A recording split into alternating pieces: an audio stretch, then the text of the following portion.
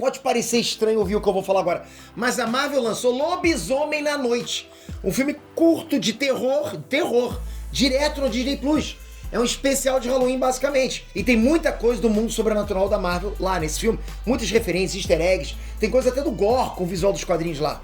Fora vários novos personagens da Marvel que vieram pra ficar. Tipo, por exemplo, a Elsa Bloodstone, o Homem-Coisa, o Lobisomem. Personagens importantíssimos da Marvel. Vem comigo que eu vou te explicar quem são os personagens das HQs e por que eles são tão importantes pra Marvel e pra toda essa nova saga do multiverso no cinema. Vamos lá!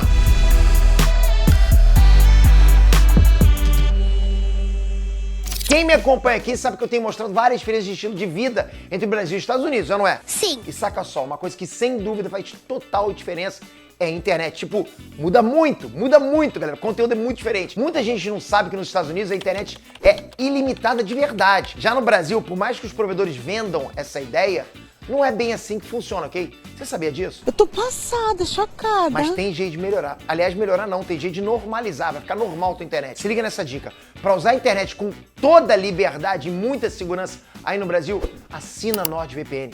Funciona assim, tá? Com um único clique, de verdade, um clique.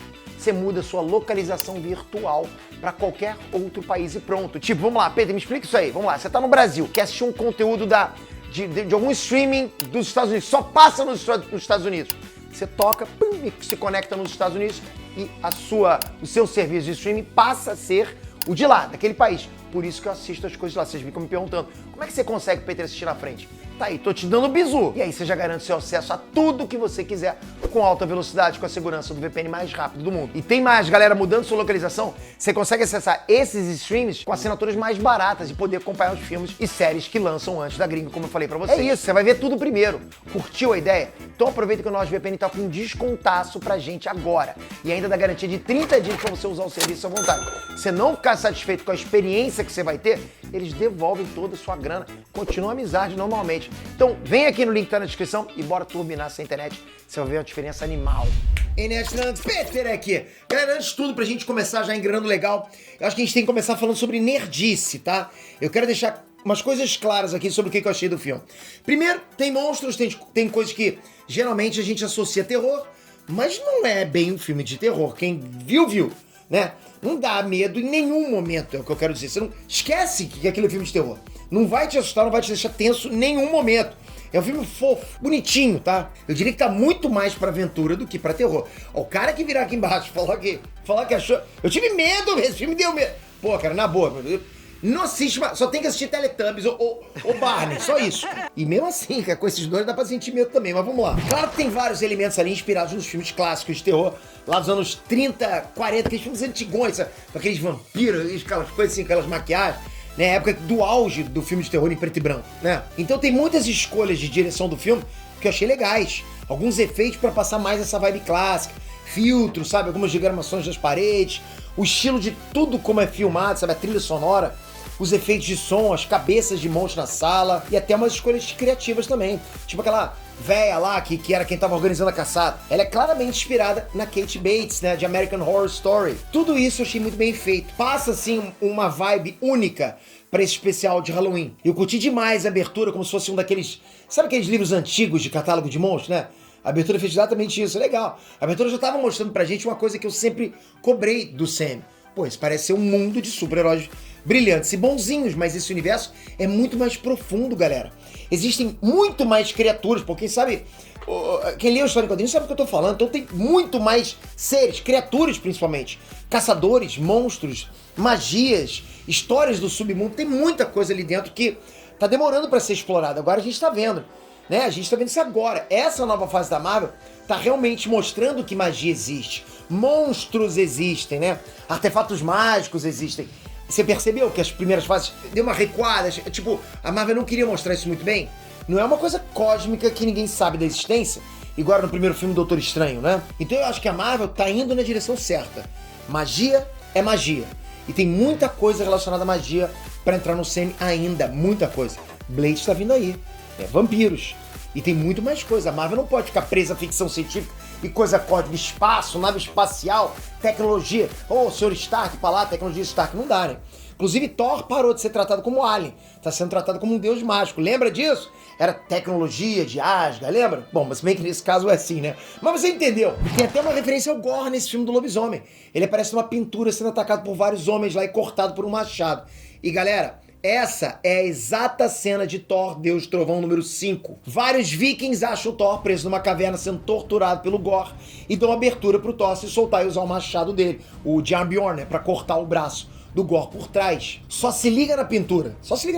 É idêntico ao quadrinho. E essa é uma das coisas que, sério, tipo, até bate um pouquinho. Bate, que me dá uma certa tristeza de ver. Por quê? Porque, porra, me lembra como é que o Thor 3 era pra ter sido feito... Era pra ter sido a melhor história do Thor de todos os tempos. Mas foi aquela palhaçada lá, você entende? Você começa a pegar uns elementos que mostram como é que o Thor era pra ter sido feito. Esse filme do Thor era pra ter sido magnânimo, ok? Tá, por isso não tem nem como a gente também teorizar em cima dessa pintura do Gore. Não passa de um easter egg pros fãs de quadrinhos, né? Poderia ser mais. Se o filme do Thor tivesse vindo depois disso aí, a gente poderia até falar alguma coisa. E quem é fã de quadrinhos pegou muita coisa desse filme também. O homem que morreu, o pai da família lá, era o Ulysses Bloodstone. No filme rola, né, aquela referência lá, né, ao Frankenstein. Mas nos quadrinhos esse cara era o homem das cavernas que encontrou a Bloodstone, encontrou a pedra de sangue. E com essa pedra ele ganhou poderes mágicos para lutar contra os monstros da Era Boreana. Ele ganhou também imortalidade, lógico, né? E não, eu não achei essa pedra. Para com isso! Ele viveu por milênios e virou um caçador de recompensas ricaço, né? Ele é um dos personagens mais antigos da Marvel. E quem herdou toda essa riqueza da família Bloodstone foram os dois principais filhos do Ulysses, que são a Elsa Bloodstone e o Cullen Bloodstone. Esses dois são basicamente caçadores de monstros da Marvel. A Elsa é, porra, super badass. Tem um visual muito brabo de caçadora com aquele sobretudo bege, né? Cabelo vermelho e tal. Ela tá sempre armada até os dentes. Porra, muita coisa pra matar monstros, sabe? Só com gadgets pra matar os monstros. É maneiro demais. Porra, ela é top. Essa mulher é top demais. Então eu achei a Elsa no filme muito ruim. Péssima. Ela lutou lá, beleza, lutava bem. Mas a Elsa dos quadrinhos é muito mais imponente. Muito mais badass. Tem um visual icônico que você olha e pensa... Monster Hunter, é uma caçadora de monstros. Você olha e bate, porra, essa aí dá nem pra chegar perto. Os monstros têm medo dela. Monstro, ó, vou te falar, se monstro tivesse dormido numa cama, ia ficar com medo de botar a cabecinha pra baixo ali, pra saber se a Elsa tava ali embaixo. Nesse filme ela tava totalmente diferente, né? Roupa normal, cabelo preto, meio sem sal, eu achei que ficou meio genérico. Meio qualquer coisa. O irmão dela, o Cullen, não apareceu no filme, mas nos quadrinhos, ele foi um dos principais personagens da saga Arena dos Vingadores. Essa saga seria incrível se fosse adaptada no UCM. É basicamente o vilão Arcade criando uns jogos vorazes na Marvel. Ele sequestra todos os jovens aprendizes de todas as equipes de heróis, sabe? Aqueles mequetrefes aprendizes, e bota todos eles juntos numa arena, obrigando eles a lutarem pra sobreviver. Tipo jogos vorazes, como eu falei pra vocês. Mas enfim, né? No final do filme, a gente vê a Elsa assumindo o papel de herdeira da família Bloodstone. Então podem esperar que ela ainda vai ser muito importante pra Marvel. O tanto de relíquia, artefato, livro, arma mística que ela herdou, porra, não é brincadeira.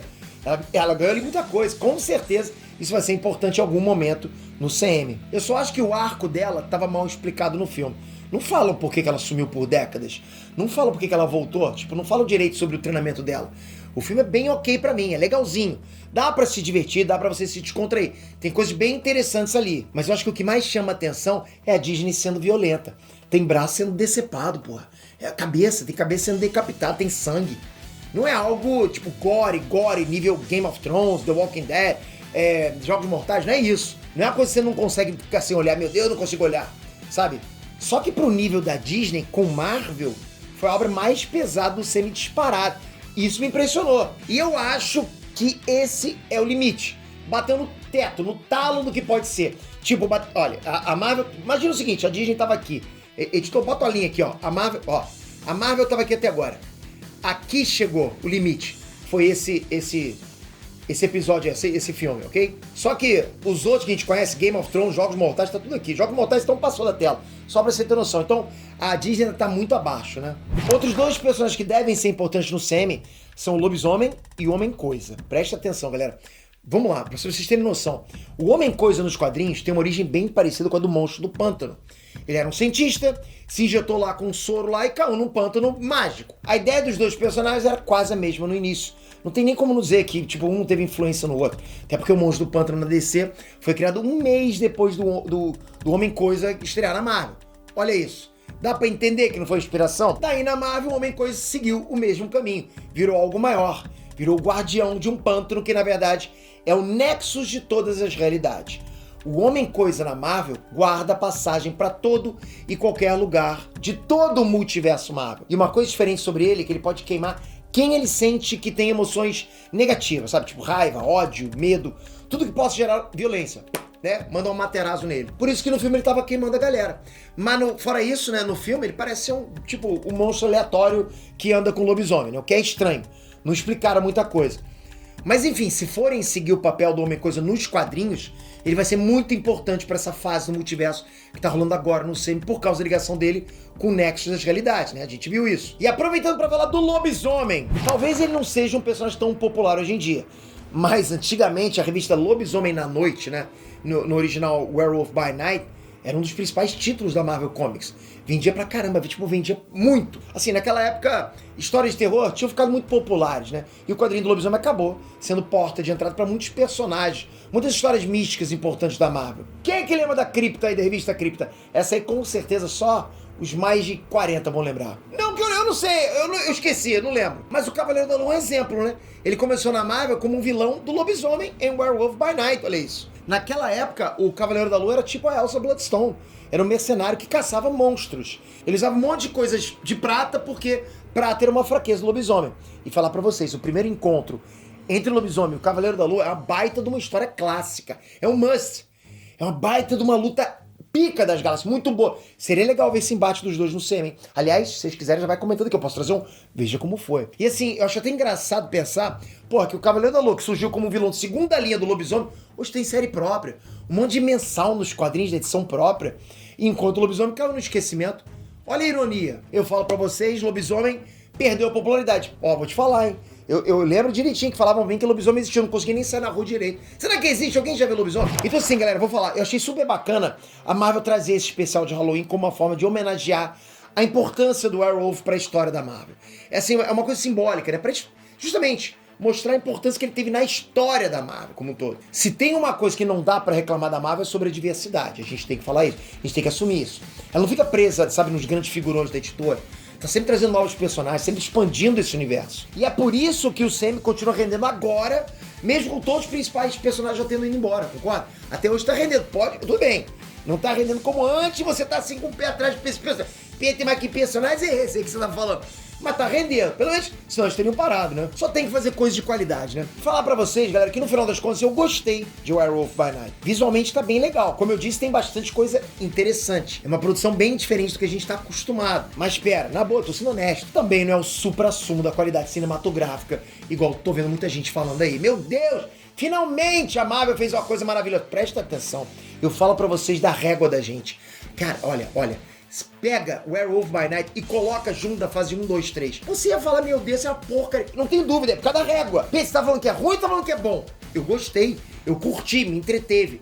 Mas é melhor do que o que a gente tá vendo agora, das coisas que a gente tem visto ultimamente, é melhor. Mas se você comparar com fase 1, 2, 3, é a pior. Eu posso falar. É o que eu falo pra vocês, a galera por aí exagera pra caramba. Não bota expectativa demais, senão vai rolar uma decepção. É bem ok, é uma história bem simples. Tem até uma mensagem de fundo lá sobre os verdadeiros monstros ali, seres humanos e não os monstros. Tem uma coisa legal, tem uma referência, muita referência legal pra ser honesto. Mas não passa muito disso. A história é tipo boba, né? Parece até uma coisa tipo teatral demais. Algumas cenas de ação são boas, outras eu achei um pouquinho zoadas. Eu não gostei muito das cenas da Elsa, achei bem genérico, sabe? Ela fica dando aquela chave sei lá, aquela chave de periquita lá, igual a Viúva Negra. Achei aquilo nem um pouco original, ok? Parece que as duas foram viúvas, né? Prenderam no mesmo local lá. A Elsa Bloodstone dos quadrinhos, ela é conhecida justamente por usar armas de fogo. Então eu não sei o que tá acontecendo. Por que a Marvel não coloca pra usar arma de fogo? Será que a Marvel tá com, sei lá, com política contra arma de fogo? Enfim, eu achei ali que faltou as características principais que fazem da Elsa uma personagem única, badass nos quadrinhos. Faltou. Quem não lê quadrinhos, caga pra isso, beleza, viu uma personagem bacana, legal, né? Mas quem lê, porra, custava fazer a parada bacana como a gente vê. É como você, por exemplo, hoje vê o Justiceiro pela primeira vez, pô, enfrentando os outros, sei lá, com um buquê de flores. Fala, oh, que bacana, que personagem diferente, né? Enfrentando os outros com um buquê de flores.